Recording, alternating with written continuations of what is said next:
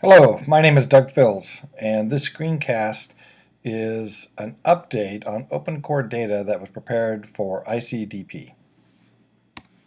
Just to give you a little outline of this screencast and where we'll go with it, we'll give a general overview of open core data. Then we'll move into reviewing some of the architectural approaches, in particular how those architectural approaches both influence the development process and how they're designed to aid in deployment and maintenance of open core data. We'll look at some of the key components of open core data, the semantic aspects, the search aspects, some of the approaches to APIs, persistent identifiers, things like that. And then we'll look at the functional goals, the ability to provide a semantic context for scientific drilling across continental and ocean environments, machine access to that information, and then things like cross-site referencing and the implications for citations and provenance, or rather the utilization of citation and provenance in providing that kind of capacity. So an overview. Open core data is funded by the National Science Foundation. There are three organizations on the award for open core data. That is Consortium for Ocean Leadership, where I work, IEDA at Lamont Doherty, and CSDCO at the University of Minnesota. We also have listed here JRSO, who we work with very closely in the development of open core data. And primarily that's because between JRSO, the Geordes Resolution Science Operator, and CSDCO, we are covering both the continental and ocean drilling, scientific drilling efforts funded by the National Science Foundation.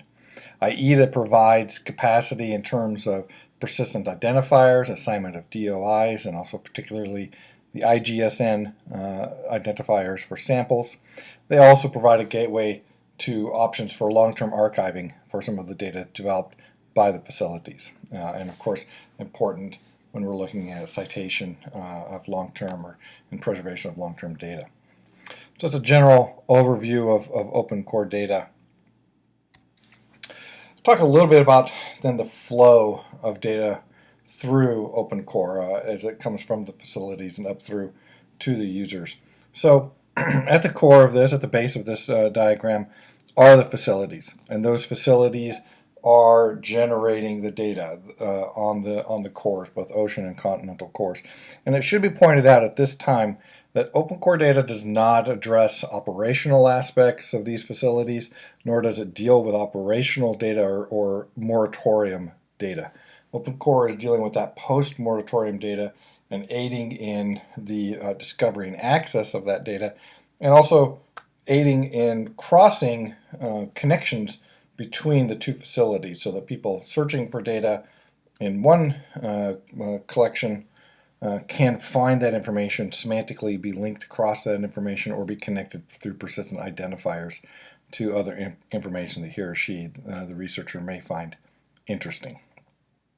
So again, we're not dealing with operational aspects of these facilities, but rather post-moratorium elements. The light blue, or the kind of the aqua blue at the bottom, representing the ingest services, is kind of the first step. And this is in some ways analogous to a classic extract, translate, and load process that we would think, right? We extract data and load it into a new facility. However, we're doing far more than just moving bits in this, because that wouldn't really be a value add. What we're doing along the way then is also providing that semantic context for this information. Both facilities have a tremendous collection of information, descriptions of parameters, of measurements, and things like this that are being made. And we're working then to put that into a machine-readable context, utilizing OWL, SCOS, things like this that allow us to kind of create that machine-readable version of this information and then connect it into the data. That not only provides richer information for that data, it not only allows us to pass that information on to the users downstream, but it also allows us in a semantic context to start walking between the two facilities then in terms of the similar measurements that they're taking on these materials. So we have that process where we extract information, whether it be from the relational databases or from just collections of files, and we provide that value add capacity to it. There's also a process by which we can extract the text and use that in free text indexing, which I'll talk about a little bit later on in this presentation. During this process then, as we're generating data sets, as we're bringing in imagery, as we're creating these graphs, there's a persistence layer. So as we move up this graph to the orange level, you kind of see those different persistence layers that are there. We use kind of a polyglot approach, persistence approach, which means that we really have more than one persistence environment. We have relational databases where that makes the most sense and where we need access to that. We have a copy and instance of the Janus database and provide access to that through the APIs, web forms, and kind of the traditional mechanisms for that, but also extract then documents from that to create into citable data sets that are available through the system. And we have a document storage mechanism based on MongoDB that we use for that, in addition to things like core imagery, thin sections, PDFs, or other kind of large binary objects that we need to maintain. You might assume, based upon the utilization of things like OWL and SCOS, that we were using RDF as an underlying data model for our graph store, and that is correct. And so we do have a triple store then that we use to store all that information in. Once we've gotten to that level, once we've got the information moved into a persistence layer like that, really the next step then is to provide access to that. And we provide access through some of the kind of standard industry practices that are available now. We, of course, have web services, RESTful web services available, and those are described using the Swagger documentation approach to facilitate discovery and machine readability then of the actual parameters and calls and returns that one might expect from those API. It really aids in the development of downstream clients for those APIs. We are, of course, exposing all the information just using standard web architectural approaches, and also employing linked open data patterns in the exposure of that information. Along those lines then, landing pages for data sets have things like schema.org metadata, in particular schema.org dataset metadata, encoded in the JSON LD format, as well as CSV for the web is used for the distribution of data in tabular form. And then we also then create the JSON LD metadata file that's associated with that. And between the CSV for the web tabular data and the JSON LD metadata format, you can then render out an actual JSON LD representation of both the metadata and the data for people who want to have a more structured approach or access to that material. The search UI mentioned here really connects into that kind of free text indexing. So we index not only content within our graph database, but then the documents are run through a process that allows us to look inside that document, index the contents of the document, and provide that as a service as well. And then also bulk data access to things like the documents and graphs, both by machine processing, so that if people want to pull down large numbers of documents or imagery or things like this, we try to make that as convenient as possible. And then as we get to the top of the stack, what you see then are the external tools, right? The tools that would be calling in to these APIs, to these endpoints, or walking over the linked open data patterns to extract the data and use it in other environments. So just to kind of give you an idea of some of the functional activities then that we're looking at. So of course, we've begun a migration process, this ETL process with the semantics, and also the addition of persistent identifiers in there as well. I should mention like DOIs and IGSNs and ORCIDs where available. All that material is placed into the graph to provide this richer context and linking capacity. So that's kind of the element of the migration there.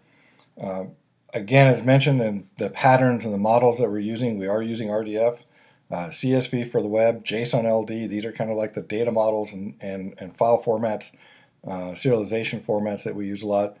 Schema.org for schema.org dataset. We also are working with other groups like GeoLink and others to connect the data into their ontology so that we have a larger context in which that information can be placed and discovered and utilized. And then as mentioned, the access and discovery elements here, really leveraging off those upper layers there where we get into the APIs, the linked open data, and the web architectural approaches. So just a little brief chat about the underlying architecture. So many of the elements that were in that bubble diagram are actually realized in Docker containers, right? So we have containers for the web front end, for the services API, for the free text index, each of the various storage levels, Mongo, the triple store, and the relational systems are all each in their own containers. And really, I think one of the reasons that we're really pushing the utilization of Docker is that it, one, obviously aids in the deployment and scaling of open core data, makes it very easy to move it around from different facilities, very easy to scale it should we need to. The other thing is that it actually provides a very nice kind of guidance and structure to componentizing the open core data approach. So it helps keep that kind of separation between the APIs and the interface, between the free text index and the interface, and allows us then to really kind of make this kind of modular system that someone could come in and maybe take a component of or model off a singular component without having to understand the entire stack that goes together to create open core data. All of open core data is available on GitHub. All the software that's used, both the ETL software and the interface software, the APIs, is all available at github.com/opencoredata. We are programming it almost entirely in the Go development language, which is a very modern and web-centric language, which allows us to be very not only kind of responsive to these types of demands for containerizing and the APIs and elements like that, but also is highly expressive, which allows us to keep the code count as low as possible. Our goal is to have the least amount of code possible to achieve our goals. We are developing in the open. We have a Slack channel and a Trello board, and if anyone is at all interested in being closer connected to the development of open core data, we would love to have you involved in that. And as mentioned, this polyglot persistence approach, all of those elements are containerized as well. Within the web, we're definitely using linked open data. We use HTML5 and responsive design so that the site is equally usable on a small mobile device as well as a desktop environment, and using a kind of a component approach for the user interface that aids both in the development of open core data, but also in the reuse of those components, both within our project and potentially by others outside this project. The semantic approach, as mentioned, leveraging things like GeoLink and other ontologies that already exist, and trying to keep the development of in-house vocabularies to the most minimal set possible. We are linking then to other resources like the geologic timescale resources out of Australia. And then, as mentioned, the utilization of persistent IDs mixed into this. Things like DOIs, ORCIDs, and IGSNs are under active integration into the stack to provide that further kind of capacity to both cite and track the data sets and other resources. We do have, as mentioned, we have a free text index that's based on Bleve. Bleve is similar to Lucene. Lucene then being kind of the core on things like Solr or Elasticsearch. It allows for multi-indexed and faceted result searches, but it is low level, and so it requires a little bit extra effort in the user interface area. But given the ability to integrate that into other sites or other elements of open core, I felt that it was an appropriate trade-off in that regards. As mentioned, MongoDB is our document storage backend, and our APIs are defined in Swagger. And then there is a Sparkle endpoint, of course, on top of our triple store. So between those, external third parties can get access to basically the entire corpus of data that's held at OpenCore, and then integrate that into their own interfaces and their own tools, how they see fit. There's just kind of a revisit then of those key functional things: the semantics, the machine access, allowing groups like Google or Bing or Yandex or others then to crawl that information, crawl the site and extract that information in JSON LD format, and then use that as use that as part of their index to aid discoverability. One of the other things that we're really interested in promoting within OpenCore is this cross-site connections, right? This ability to actually move data out of OpenCore down into more domain-specific, domain-vertical environments, groups like Neotoma or Magic for the magnetics community, who have an interest in extracting a particular element of the holdings of OpenCore data and integrating it into their local data models. And we'll talk a little bit more about that and how that might look and develop out during the course of this project. As you mentioned, we have machine access as a key component. All the landing pages have schema.org dataset and CSV for the web metadata and JSON LD embedded into them. Machines can also, of course, access the Sparkle endpoint or the APIs, or can crawl the website following the linked open data patterns, which allows a person to move up and down through the website and index the material that's available there. So the cross-site connections. So one of the things we want to be able to do is take information that's within OpenCore and have a two-way street between an organization like Neotoma or Magic, whereby they can extract information of interest to them. And also, we can, with that information, provide the persistent identifiers and the provenance information necessary to enable someone who's at that site to be presented information so that they're aware of the provenance and the canonical authority of that information. Because what we're really trying to get at is a mechanism by which these kind of domain vertical, domain specific sites can allow a researcher looking at the information to track back to the canonical authority, right? The people who are actually responsible for that information, should they have questions or concerns or anything about that information. It's important for citation, it's important for chains of provenance, elements like this, and is a key goal of OpenCore data. And it really rests upon that utilization of open data practices, persistence identifiers, and provenance through things like W3C prov elements placed into the RDF graph.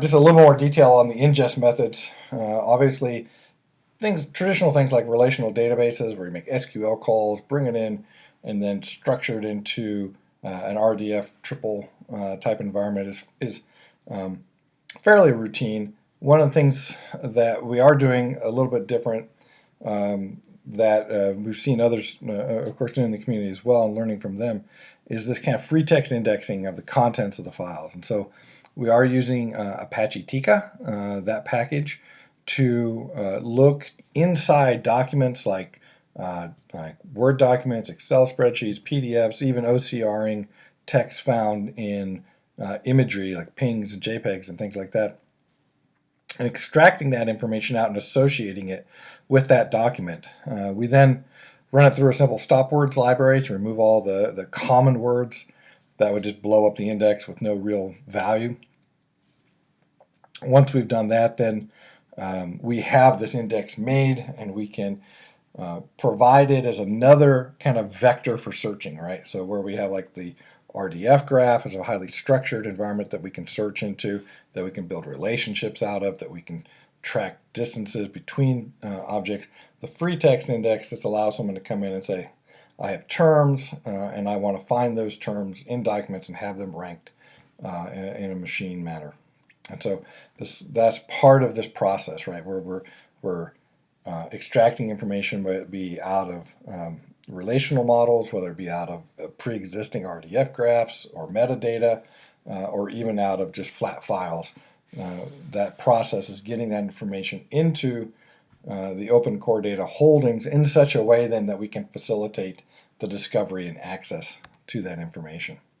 That discovery and access, as mentioned, utilizing things like Swagger-defined APIs, semantic web, Sparkle endpoints, things like that, with the intent that that facilitates machine access, but it also has the potential to facilitate human access, right? As researchers begin to utilize things like R or Jupyter notebooks or things like this, we wanted to make sure that we could integrate that data into the researcher's workflow, right? That he or she then could integrate this information, whether it's they're using Excel, whether they're using Jupyter, or whether they're using MATLAB or other facilities. We wanted to make sure that we were addressing that approach, as well as just kind of your classic web form interface discovery mechanism as well.